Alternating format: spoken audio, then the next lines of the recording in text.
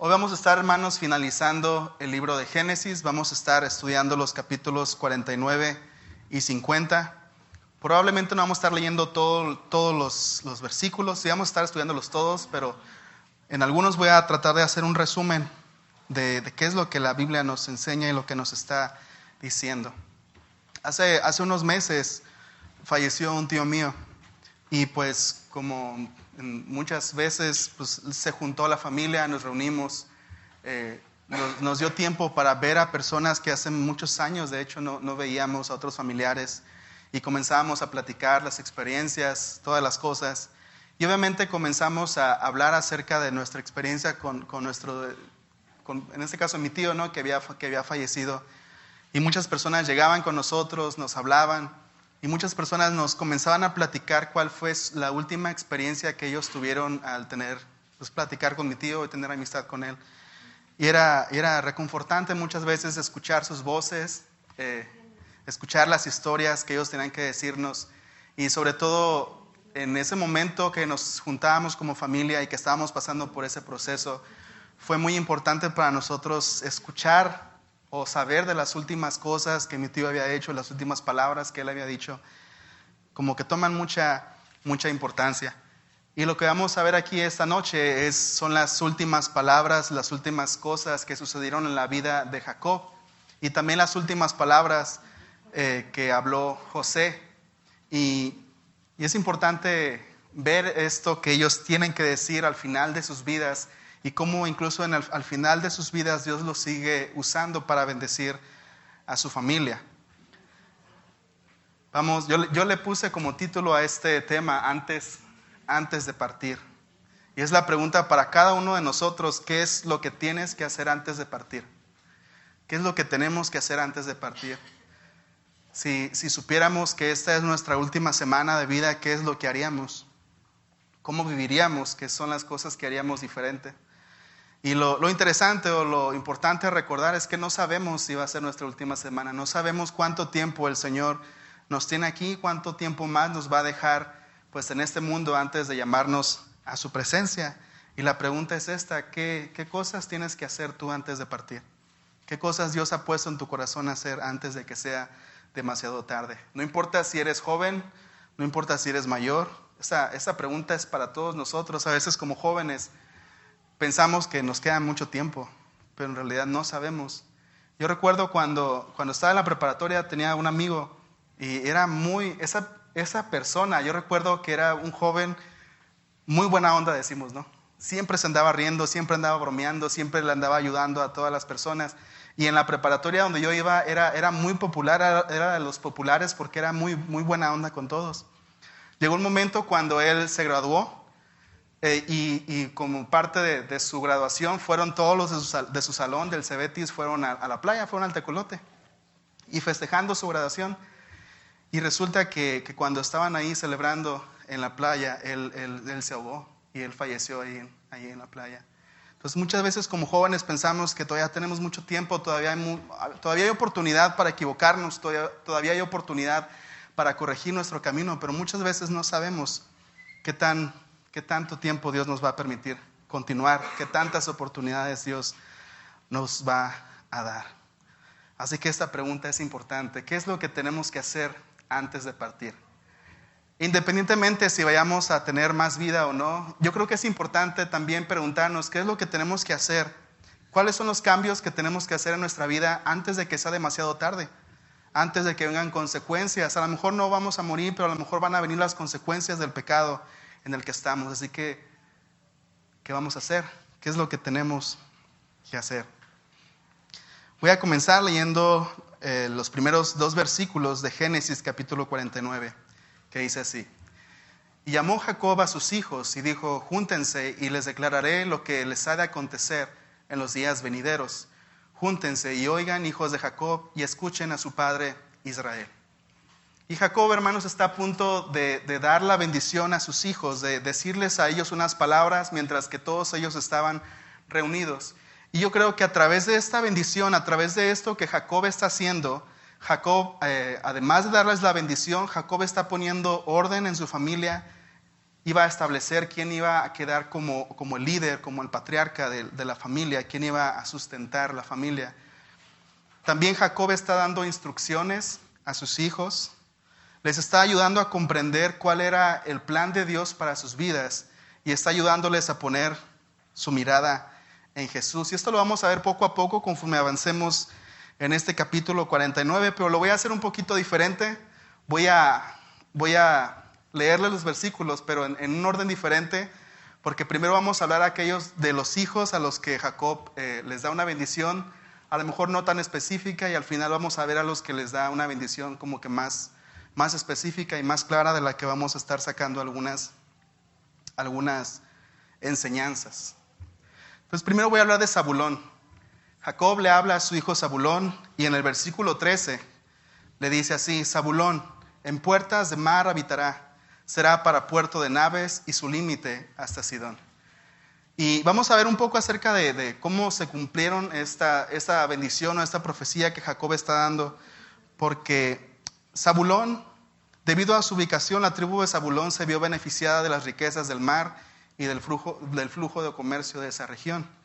Después Jacob habla a Isaacar, y en los versículos 14 y 15 Jacob le dice a su hijo Isaacar: asno fuerte que se recuesta entre los apriscos, y vio que el descanso era bueno y que la tierra era deleitosa, y bajó su hombro para llevar y sirvió en tributo.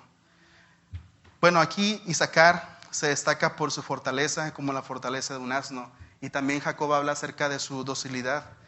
Y algunos interpretan esto como que la tribu de Isaacar se vio muy beneficiada por la agricultura, por lo que le daba el fruto de la tierra, y también constantemente fue una tribu que constantemente fue atacada y muchas veces se vio sometida por los cananitas, que eran los que tenían gran parte del poder en esa región. Después Jacob se dirige a su hijo Dan, y en los versículos del 16 al 18 Jacob le dice a su hijo Dan: Dan juzgará a su pueblo como una de las tribus de Israel. Será Dan serpiente junto al camino, víbora junto a la senda, que muerde los talones del caballo y hace caer hacia atrás al jinete. Tu salvación esperé, oh Jehová. De la tribu de Dan, que se destaca que significaba juez, vino Sansón. Sansón fue un gran juez en Israel que en su tiempo derrotó a los filisteos. Y Dan también, algunos comentaristas dicen que se destacó también por su idolatría. Después Jacob se dirige a su hijo Gad, y él le dice: Gad, ejército, lo acometerá, Amasel acometerá al fin. Y Gad llegó a experimentar opresión de parte de los pueblos que vivían en esa área, la tribu de Gad, pero también muchas veces logró vencer a los enemigos invasores. Después Jacob se dirige a su hijo Aser. En el versículo 20, Jacob dice: el pan de Aser será substancioso y él dará deleites al rey. Y Aser en ese sentido se destaca por la prosperidad que Jacob dijo que ellos iban a tener. Después Jacob habla a su hijo Neftalí y le dice en el versículo 21: Neftalí, sierva suelta, que pronunciará dichos hermosos. Y muchos hacen referencia, algunos comentaristas piensan que eso se refiere a que en la región de Dan fue donde Jesús realizó gran parte de su ministerio. Y muchos piensan que por eso Jacob dice que él pronunciará dichos hermosos. Después Jacob se dirige a su último hijo, que es Benjamín, y en el versículo 27 le dice: Benjamín es lobo arrebatador, a la mañana comerá la presa y a la tarde repartirá los despojos. Y el que Jacob haya descrito a Benjamín como un lobo arrebatador, probablemente se refiere a su fiereza o a su crueldad. Vimos, Oliver nos contaba cómo en Jueces, una de las cosas que sucedió en la tribu de Benjamín, fue un pecado que fue algo tan cruel que nunca se había visto en Israel, y por esa razón la tribu fue casi exterminada de las 12 tribus de Israel, pero no fue así por completo. Y cuando vemos estas cosas que Jacob le habla a sus hijos, algunas cosas sí se escuchan como bendiciones, pero otras no se escuchan tanto como bendiciones. Pero ahorita vamos a hablar un poquito más profundo acerca de eso. Vamos a hablar ahorita acerca por lo menos de los 4 hijos de los que Jacob da una una bendición más específica de la que podemos tal vez sacar un poco más de enseñanza. Y en los versículos del 3 al 4 vamos a ver al primogénito. El primogénito de Jacob era Rubén. Rubén era el primer hijo y a él le tocaba una bendición especial. Pero veamos lo que Jacob le dice a su hijo mayor, a su hijo Rubén. Rubén, tú eres mi primogénito, mi fortaleza y el principio de mi vigor, principal en dignidad, principal en poder. Impetuoso como las aguas, no serás el principal, por cuanto subiste al lecho de tu padre. Entonces te envileciste subiendo a mi estrado. Aunque Rubén era el primogénito y le correspondía una bendición especial, él no pudo recibirla a causa de su pecado. Recordemos que Rubén fue aquel el que tuvo relaciones sexuales con una de las esposas de su padre. Y por esa razón Jacob le dice estas palabras. Rubén es descrito como inestable y es descrito también como alguien sin dominio propio. Y de la tribu de Rubén, hermanos, no vino ningún profeta, ningún gobernante, no vino ningún juez tampoco. Y es importante decidir hoy qué camino nosotros vamos a seguir, porque al igual que a Rubén, nuestras decisiones de hoy pueden afectar nuestro futuro. Nuestras decisiones de hoy pueden afectar nuestro futuro. Tal vez en el momento en el que Rubén hizo todas estas cosas, tal vez él no pensó cómo eso afectaría a su futuro, sin embargo, afectó de una manera bien tremenda su futuro. Y lo vemos aquí en esta bendición que Jacob le está dando. Una de las cosas más difíciles de hacer, en mi experiencia, es hacer dieta. ¿Sí? Tal vez ya se habrán dado cuenta, ¿no? Porque es difícil, hermanos, porque a veces hacer dieta se trata de tomar pequeñas decisiones cada día, a cada hora, que tienen un resultado que no se ve al instante, sino que se ve mucho más adelante, ¿no? La noche, como a las 9 de la noche, cuando se me está antojando un hot dog jumbo especial, mixto, con carne asada y carne deshebrada. Yo tengo que decidir si voy a comerme ese hot dog o no voy a comerme ese hot dog. Y tengo que sopesar mis opciones. Ok, si me lo como, ¿qué va a pasar? Si me lo como, pues me voy a sentir a gusto, voy a poder ver a lo mejor una película, una serie mientras me como el hot dog. Y es el placer instantáneo, ¿no? Estamos programados en esta cultura para tener un placer instantáneo, pero ¿qué va a pasar si cada noche yo hago esto? Pues, pasa lo que estamos viendo aquí, ¿no? Tal vez cometí el error de ponerme una camisa a cuadros que resalta más el área abdominal. Y es difícil porque se trata de eso, se trata de cada día, a cada hora, tomar decisiones pequeñas, pero que después van a tener un impacto en el resultado, ¿no? Que vamos a ver más adelante. Entonces muchas veces es difícil, ¿no? En ese sentido. Y tenemos, hermanos, que también pensar en nuestras vidas, porque muchas veces nos enfrentamos a decisiones similares. ¿Qué voy a hacer con esto? ¿Qué decisión voy a tomar? Y muchas veces la decisión, hermanos, es entre un placer a corto plazo, un placer instantáneo, o un gozo que es eterno. Y muchas veces lo que Dios quiere que nosotros elijamos es un gozo eterno, un gozo que dure, en vez de un placer instantáneo, momentáneo, que tal vez en el momento va a ser algo bueno o se va a sentir bien, pero que nos puede traer consecuencias graves en nuestro futuro. Antes de partir, ¿qué decisiones tenemos que tomar, hermanos, antes de que sea demasiado tarde? Y no sigamos el ejemplo de Rubén, sino al contrario, usemos su vida como un ejemplo para nosotros. ¿Qué decisiones tenemos que tomar hoy acerca de nuestro estilo de vida, acerca de nuestra relación con Dios, que afecten de nuestro futuro, pero de una manera benigna, de una manera que pueda ser de bendición para nosotros? En Gálatas capítulo 6, versículos del 7 al 9, lo van a tener en sus pantallas. Gálatas 6, del 7 al 9, dice así: No se engañen, Dios no puede ser burlado. Pues todo lo que el hombre sembrare, eso también segará. Porque el que siembra para su carne, de la carne segará corrupción. Mas el que siembra para el Espíritu, del Espíritu segará vida eterna. Y nos dice un consejo bien importante Pablo, ¿no? Que incluso nos puede servir para quienes quieran hacer dieta. No nos cansemos pues de hacer bien, porque a su tiempo segaremos y no desmayamos. No nos cansemos pues de hacer el bien. Y es más interesante que Pablo de esta instrucción: no nos cansemos de hacer el bien, Porque yo creo que la está diciendo porque, como les decía, muchas veces tomamos decisiones buenas y el resultado no se ve inmediatamente. Si yo esta noche me niego a comerme ese jate mixto Jumbo con carne asada, cuando me levante mañana en la mañana no voy a tener cuadritos en el estómago. La decisión no se va a ver así rápido.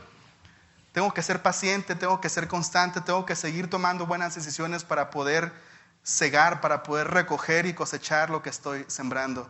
Y por eso dice Pablo, hermanos, acerca de nuestra vida, no nos cansemos de hacer el bien. Perseveremos, tengamos paciencia. Y cuando sea el tiempo es cuando vamos a cosechar. Yo recuerdo cuando era niño, muchas veces me topé con momentos donde yo tenía que hacer lo correcto, que me encontraba una cartera tirada y se lo devolvía a la persona. Y uno como niño, yo como niño quería sentir así como que esa recompensa de haber hecho lo bueno, pero hacía lo bueno y así como que, no se siente muy padre, o por lo menos no siento nada diferente, ¿no? Y muchas veces queremos experimentar tal vez esa recompensa inmediata, pero es importante que aprendamos a que muchas cosas buenas, para muchas bendiciones que queremos recibir, tenemos que esperar. Tenemos que ser pacientes, tenemos que ser constantes, tenemos que ser fieles, y a su tiempo es cuando vamos a cosechar. Digo esto, hermanos, porque nuestra cultura de hoy somos programados para buscar placer instantáneo, ¿sí? Por eso existen las maruchanes, por eso existe ahora todo instantáneo. Vamos, pedimos una pizza y queremos que llegue en 30 minutos, y si no llega en 30 minutos, que nos las den gratis, ¿no? Queremos todo instantáneo. Así que, hermanos, ¿qué decisiones podemos comenzar a tomar hoy que van a afectar nuestro futuro de una manera benigna para nosotros? ¿Qué decisiones podemos tomar hoy que van a ser para nosotros una bendición en el futuro? Y ese es el hijo mayor de Jacob.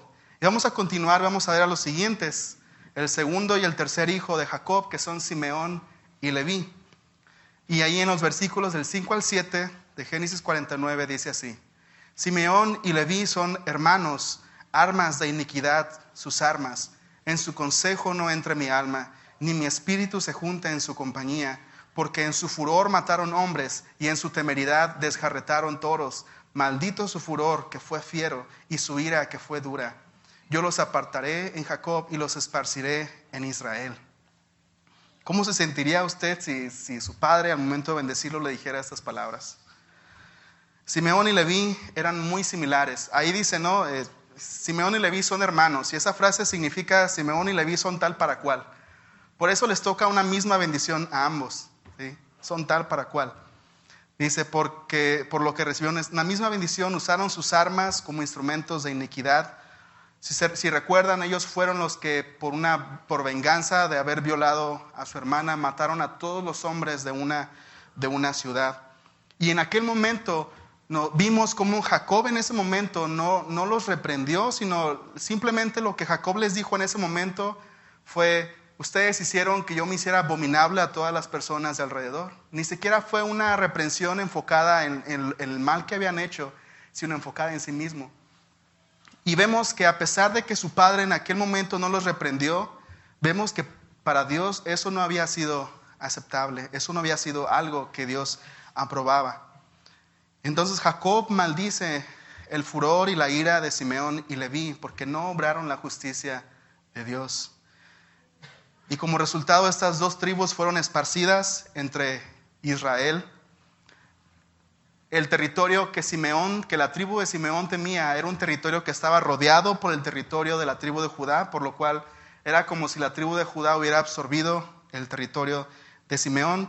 Y en el caso de Leví, sabemos que la tribu de Leví no recibió una porción de tierra para ellos, sino que se les dieron diferentes ciudades para habitar, pero en medio de las otras tribus de Israel. Y aunque ambas tribus fueron esparcidas, es interesante ver que debido al celo y a la fidelidad de la tribu de Leví, no fue similar el esparcimiento de ellos. El esparcimiento de la tribu de Leví fue en cierta manera con un poco de más honor.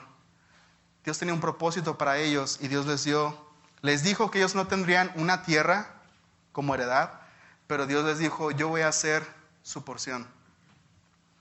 Es interesante ver cómo, a pesar de que recibieron la misma predicción de parte de su padre, hubo diferentes formas en que eso se cumplió, debido a que la tribu de Leví fue fiel al momento de que el pueblo de Israel estaba adorando un becerro de oro.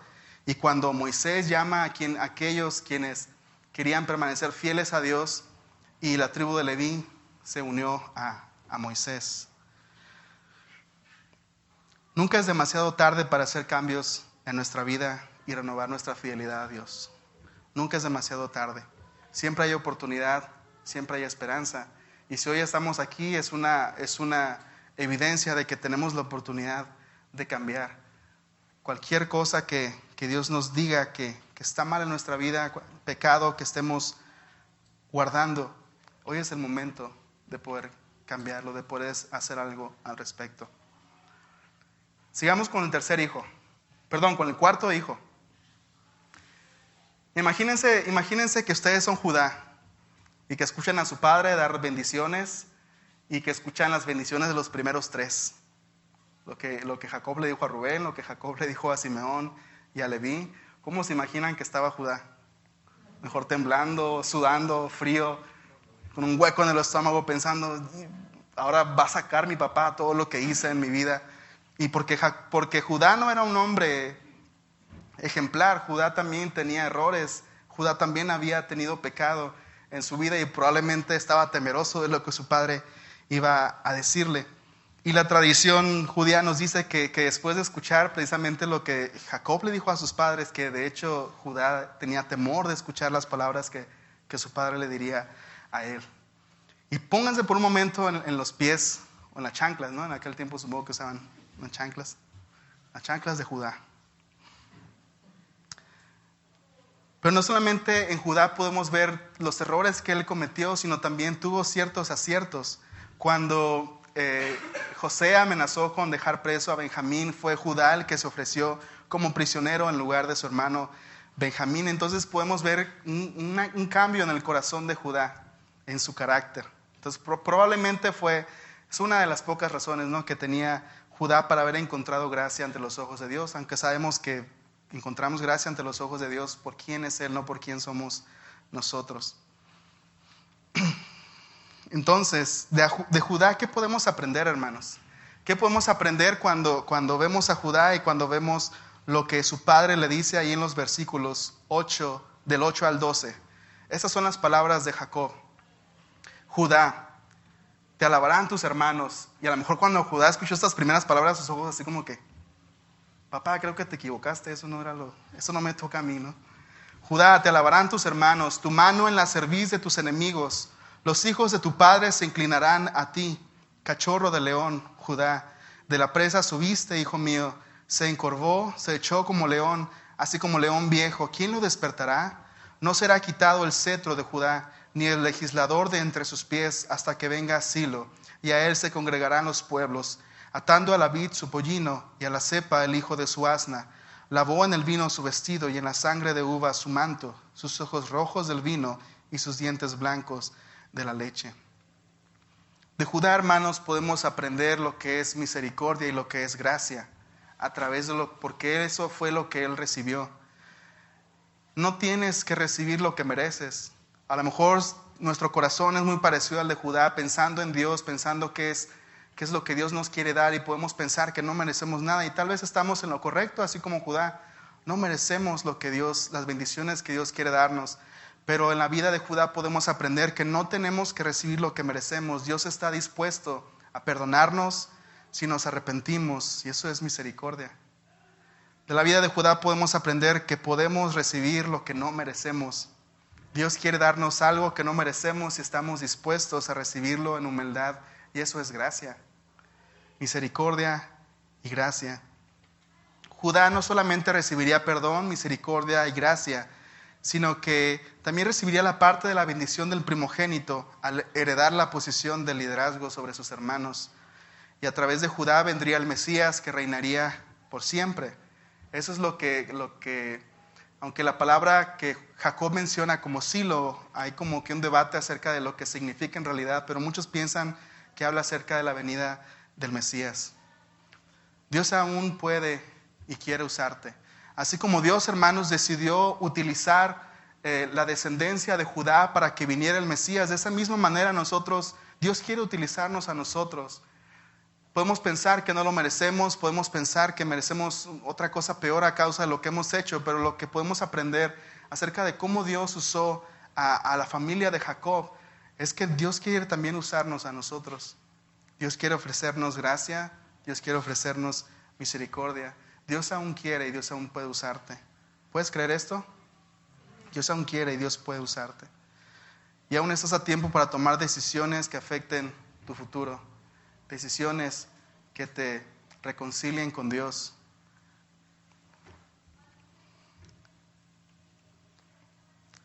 Y seguimos, hermanos, con el penúltimo hijo, que sería José. Y vamos a escuchar las palabras que Jacob le dice a su hijo José en los versículos del 22 al 26. Dice Jacob: rama fructífera es José, rama fructífera junto a una fuente, cuyos vástagos se extienden sobre el muro. Le causaron amargura, le asaetaron, le aborrecieron los arqueros, mas su arco se mantuvo poderoso, y los brazos de sus manos se fortalecieron por las manos del fuerte de Jacob, por el nombre del pastor, la roca de Israel, por el Dios de tu padre, el cual te ayudará, por el Dios omnipotente, el cual te bendecirá con bendiciones de los cielos de arriba, con bendiciones del abismo que está abajo, con bendiciones de los pechos y del vientre. Las bendiciones de tu padre fueron mayores que las bendiciones de mis primogenitores. Hasta el término de los collados eternos serán sobre la cabeza de José y sobre la frente del que fue apartado de entre sus hermanos. En el caso de José podemos ver en su vida la bendición de Dios tomando ya lugar activamente. Habíamos visto cómo José comenzó a ser bendecido por Dios y también cómo él comenzó a ser de bendición no solamente para su familia, sino para Egipto y para gran parte de la región, que en aquel momento pues era casi el mundo conocido.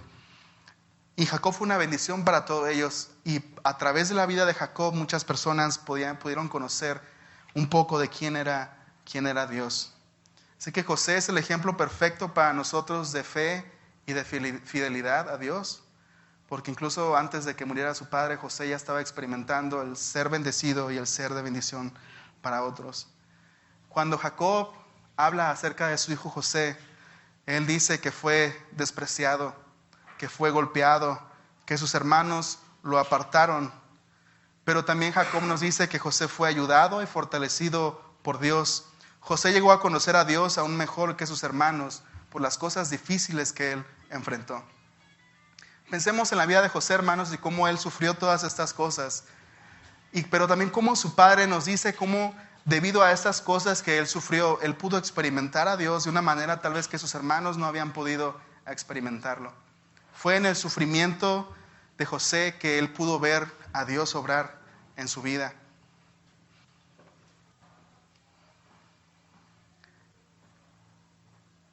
Me resulta interesante porque en medio de las palabras que Jacob está hablando acerca de su hijo José, Jacob comienza a hablar de Dios y nos da ahí algunos títulos de Dios.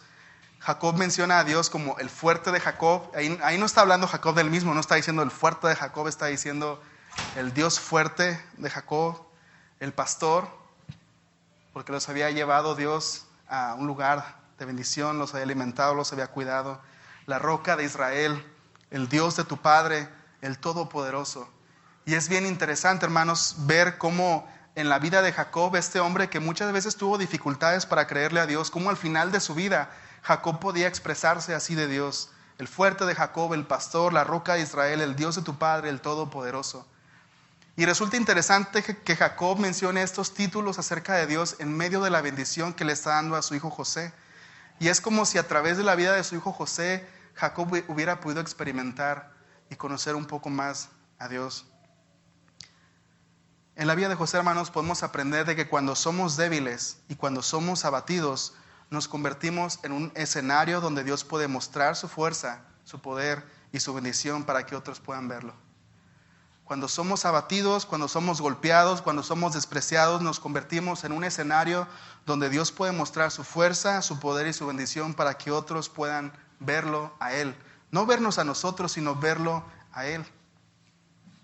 ¿Cuántos quisieran, hermanos, ser escenarios para que otros pudieran ver a Dios en sus vidas?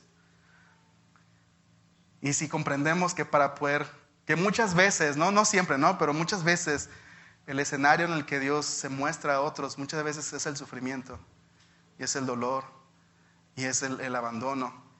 Y es en esas situaciones donde muchas veces Dios muestra su poder, no solamente, como digo, no solamente para que nosotros lo conozcamos, sino para que otras personas puedan verlo en nosotros, y que otras personas al ver nuestras vidas puedan ver lo que Dios hizo, puedan ver las huellas digitales de Dios, y puedan ver lo que Dios está haciendo.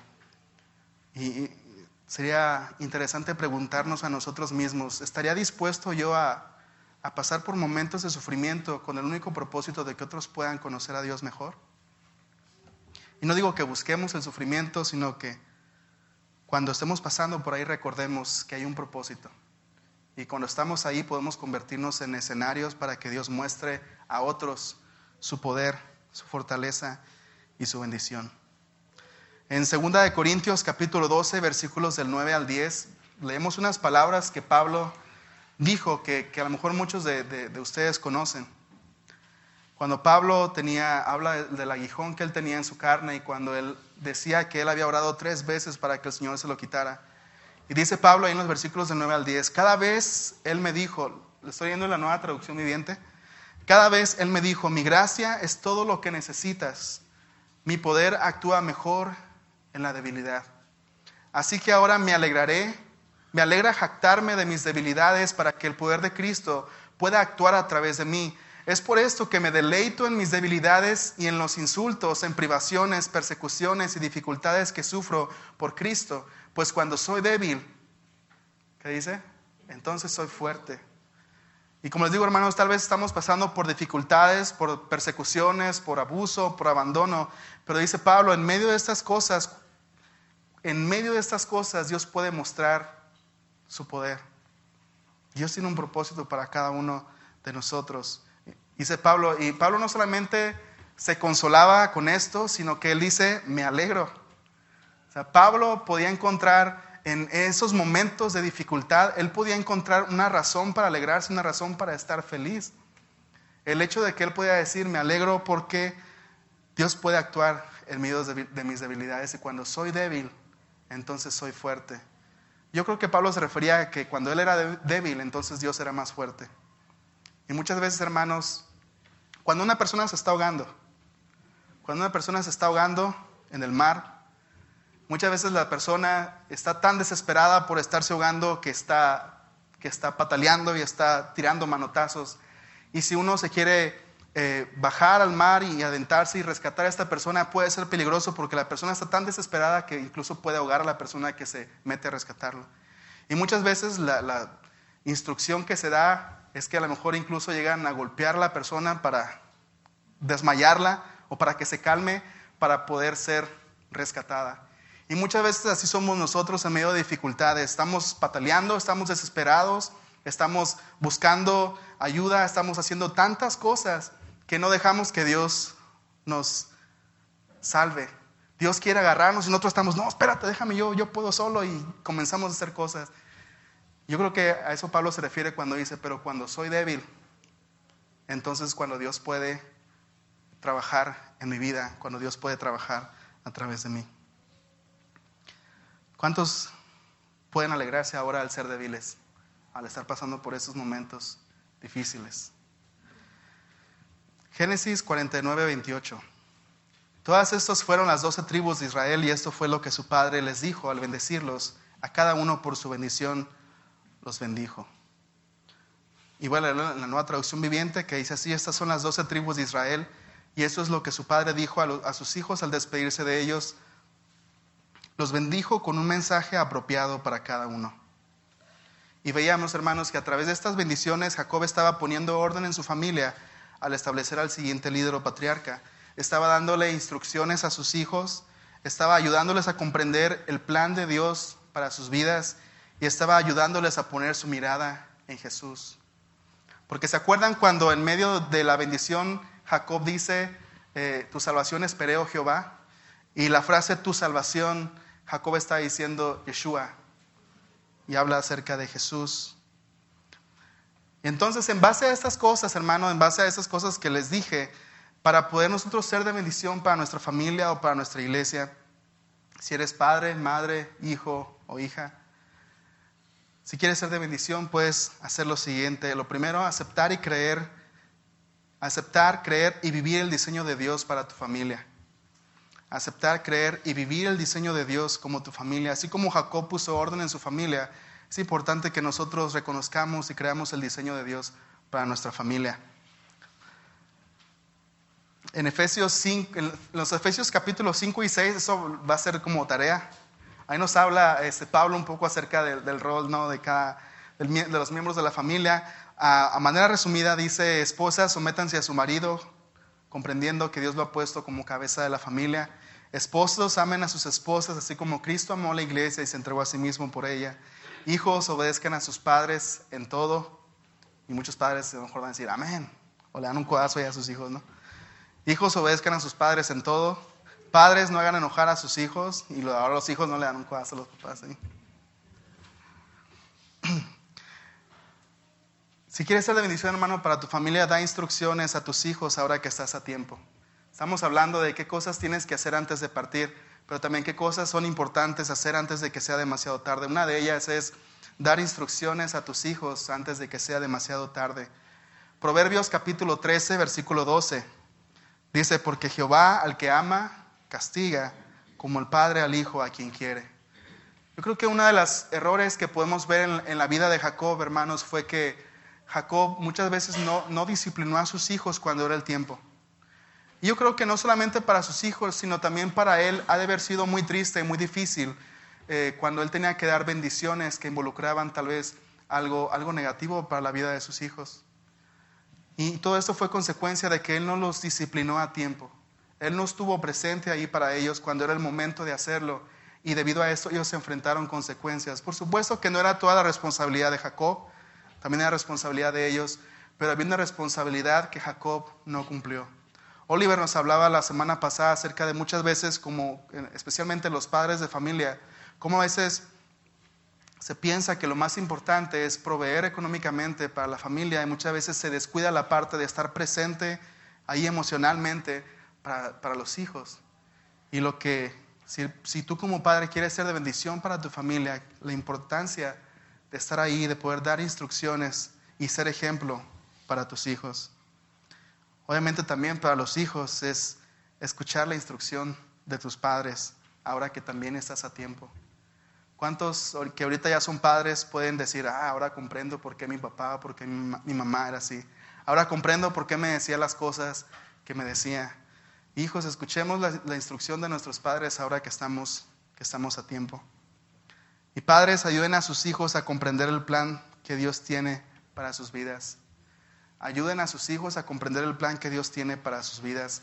Deuteronomio 6, versículos del 6 al 9, que también ahí se lo robé a Oliver la semana pasada. Y estas palabras que yo te mando hoy estarán sobre tu corazón, y las repetirás a tus hijos, y hablarás de ellas estando en casa y andando por el camino, y al acostarte y cuando te levantes. Y las atarás como una señal en tu mano, y estarán como frontales entre tus ojos, y las escribirás en los postes de tu casa y en tus puertas. Ayúdale a tus hijos a comprender el plan que Dios tiene para sus vidas. Tal vez hay muchos papás que tienen planes, que ya tienen sus propios planes para sus hijos. Pero la pregunta ¿es el plan que Dios tiene para tus hijos o es el plan que tú tienes para tus hijos? Es importante que puedas enseñarles a reconocer cómo vivir el plan que Dios tiene para la vida de ellos. Y por último, ayuden a sus hijos a poner su mirada en Jesús. Ustedes no son los héroes, los padres no son los héroes, el héroe es Jesús. Y muchas veces a lo mejor como padres van a fallar, yo todavía no soy padre, ¿no? Pero algún día vamos a fallar.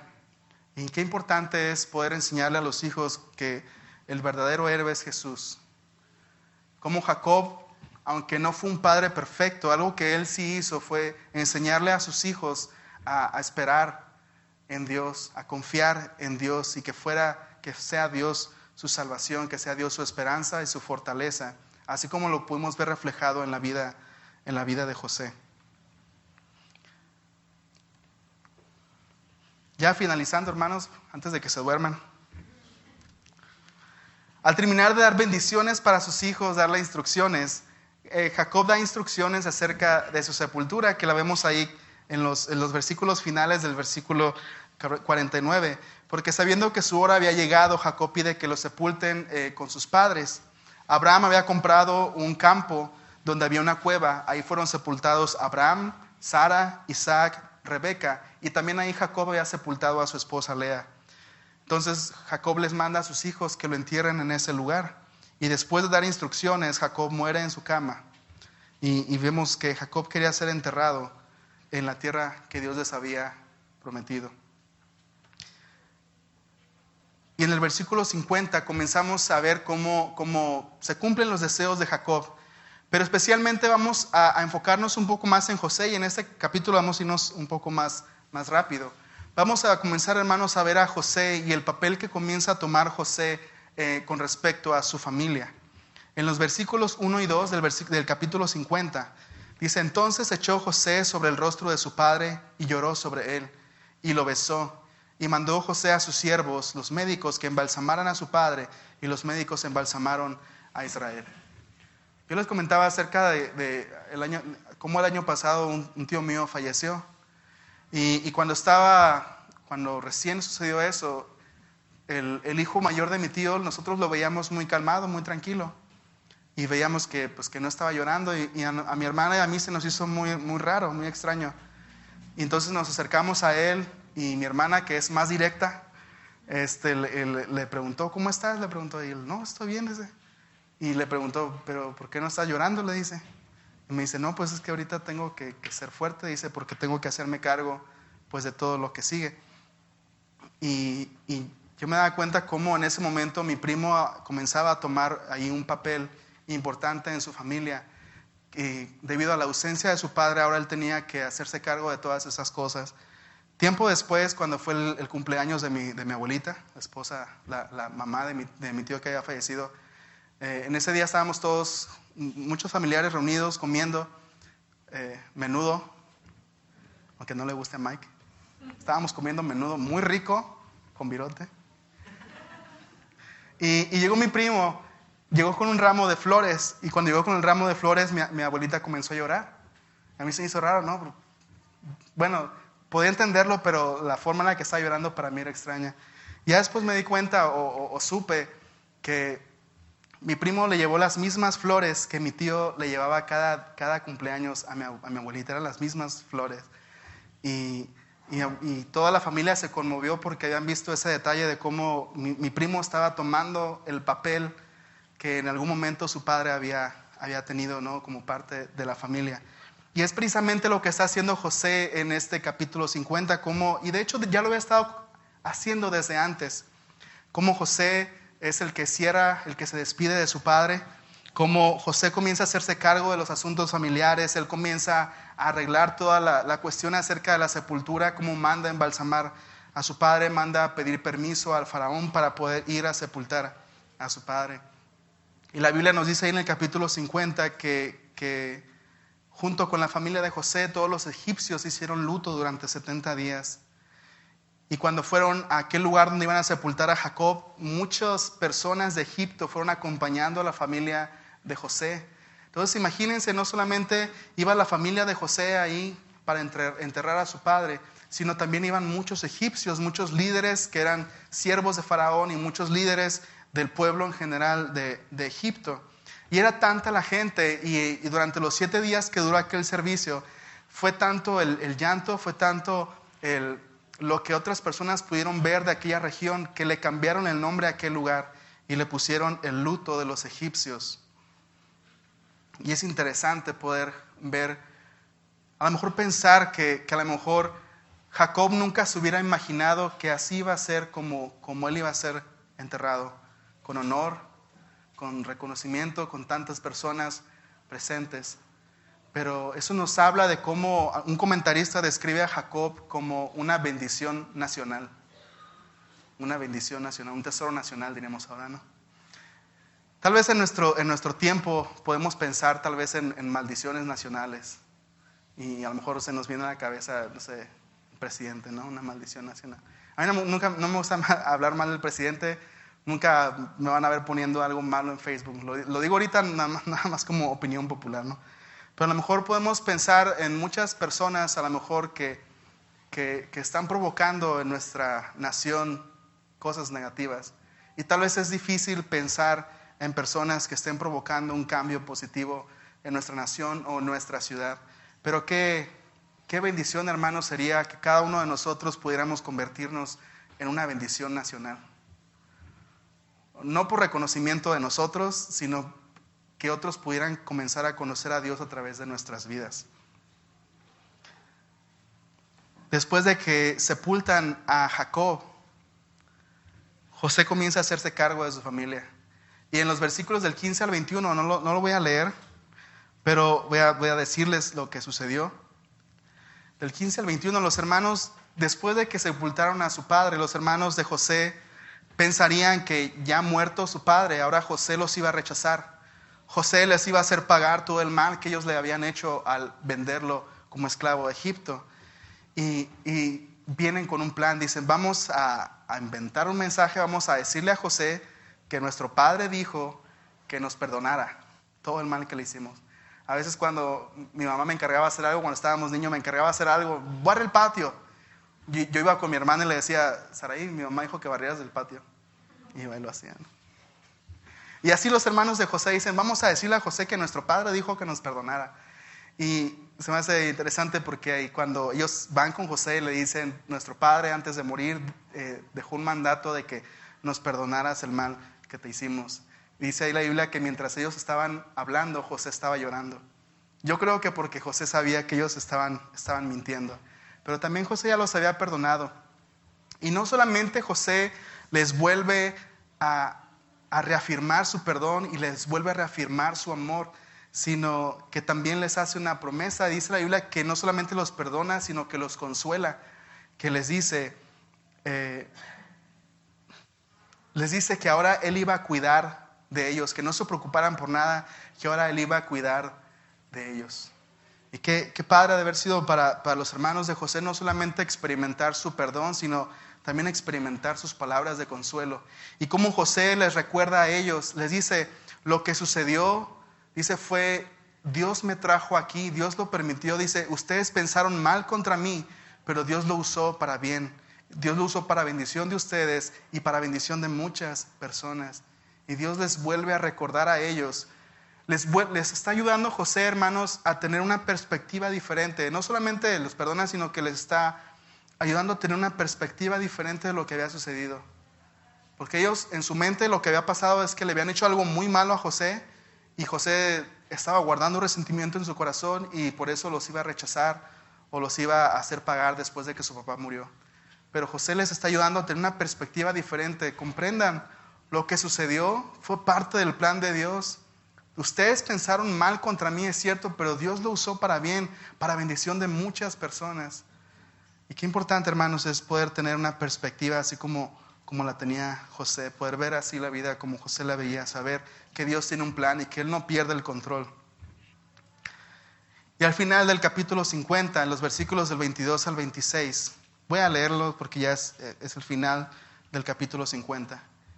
Y habitó José en Egipto, él y la casa de su padre. Y vivió José 110 años. Y vio José los hijos de Efraín hasta la tercera generación.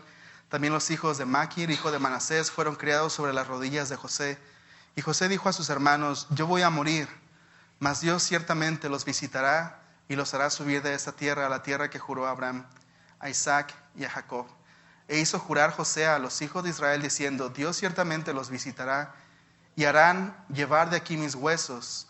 Y murió José a la edad de 110 años y lo embalsamaron y fue puesto en un ataúd en Egipto. Al igual que su padre, José antes de morir también da instrucciones y también da una profecía. Él les dice a sus hermanos que recordaran o que tuvieran presente que ellos no iban a permanecer en Egipto ahí durante toda su vida, o por lo menos durante para siempre, que Dios iba a venir, Dios los iba a visitar y que Dios les iba a entregar la tierra que les había prometido. Y vemos que como José también les da una profecía, como José también les da instrucciones acerca de su de su sepultura. José no pidió que lo enterraran con sus padres, José pidió que lo enterraran en Egipto, que lo pusieran en un ataúd en Egipto, y dio instrucciones y les dijo: cuando ustedes salgan de esta tierra, cuando Dios venga y los libere de Egipto, ustedes se van a llevar mis huesos. Y en cuanto a su muerte, a su sepultura, José les da instrucciones, yo creo como una señal para ellos. Yo creo que cada vez que ellos vieran el sitio donde José estaba, no sé si era un ataúd o era una tumba de acuerdo a la cultura egipcia, pero cada vez que ellos recordaran o vieran ese lugar, ellos iban a saber: no nos vamos a quedar aquí. Este no es nuestro destino. Dios tiene un plan, Dios tiene un propósito, Dios tiene algo preparado todavía más para nosotros. Y eso les ayudaba a ellos a recordar que ellos eran visitantes en Egipto, que Dios les había prometido una tierra. Y José les había profetizado que no se iban a quedar ahí. Entonces, hermanos, nuestro tiempo en este mundo puede ser corto, puede ser largo, no sabemos cuánto habremos de partir. Tampoco sabemos, hermanos, cuántas veces las cosas que hacemos pueden traernos consecuencias que después no podemos revertir. Entonces, qué importante, hermanos, es poder tomar decisiones que nos lleven a la bendición. Decisiones, hermanos, que nos lleven a un fin que sea de bendición para nosotros, y no solamente para nosotros, sino que puedan ser de bendición para otras personas. Entonces, seamos, hermanos, de bendición para otras personas. Escuchemos las instrucciones de nuestros padres, de nuestros líderes. Vivamos en base al plan que Dios tiene para nuestras vidas. Vivamos confiando en Dios, la roca de Israel, el fuerte de Jacob, el Dios todopoderoso. Y ayudemos a otros a poner sus ojos en Jesús. Ayudemos a otros a poner sus ojos en Jesús. No en nosotros, sino en Jesús. ¿Qué les parece si oramos? Gracias, Padre, por tu palabra, por recordarnos qué importante, Señor, es tomar decisiones, Señor, cada día que afecten nuestra eternidad de una manera positiva, Señor. Que puedan ser de bendición no solamente para nosotros, sino para las personas que nos rodean. Gracias por recordarnos, Señor, que en medio de nuestra debilidad, Señor, de nuestras carencias, de nuestra imperfección, si nosotros somos humildes, Señor, tú puedes mostrarte como alguien fuerte en nuestras vidas, Padre. Gracias porque nos recuerdas cómo nuestras debilidades, Señor, pueden ser un escenario para que tú muestres tu poder en nosotros y para que otros puedan verlo, para que otros puedan verte a ti en nuestras vidas, Señor. Permítenos tener una perspectiva como la de José. Permítanos seguir el ejemplo, Señor, de aquellos quienes fueron fieles a ti. Y también permítenos prestar atención al ejemplo de aquellas personas que eligieron un camino diferente, Señor, y enséñanos a cómo evitar nosotros caer en esos mismos errores. Pero sobre todo, Señor, enséñanos a confiar en ti plenamente. Enséñanos a poner tus ojos en ti, Señor, y a que tu gracia sea suficiente para nosotros. Si con tus ojos cerrados tal vez aún no conozcas a Dios, no hayas tenido un encuentro personal con Jesús, pero si en esta noche tú quieres pedirle a Jesús que entre a tu corazón, si hoy quieres que Él sea el Salvador de tu vida, si hoy quieres que Él sea el Rey de tu corazón, puedes seguir el ejemplo de Judá. Cómo en humildad tú puedes recibir gracia y cómo puedes recibir misericordia. Dios quiere darte aquello que no mereces y Dios quiere evitar que recibas aquello que sí mereces, y solamente es a través de Jesús. Y Él nos invita a arrepentirnos, confesar nuestros pecados y en humildad volver a Él, estar dispuestos a obedecerlo, a seguirlo. Y si hoy quieres tú arrepentirte de tus pecados y poner tu fe en Jesús, y solamente por Él, por una fe en Él, recibir gracia y misericordia, así como Judá. Si quieres comenzar una relación con Dios, te invito solamente a que levantes su mano para saber que estás tomando esta decisión, poder orar por ti y poder ayudarte en este camino. Si esta es tu decisión, solamente te invito a que levantes la mano. Señor, gracias por tu palabra, gracias por lo que hoy tú nos has enseñado y la invitación que tú nos haces, Señor. Estamos en tus manos, Señor, bendícenos, Padre. En el nombre de Jesús, amén. Terminamos con una canción. Vamos a ponernos de pie.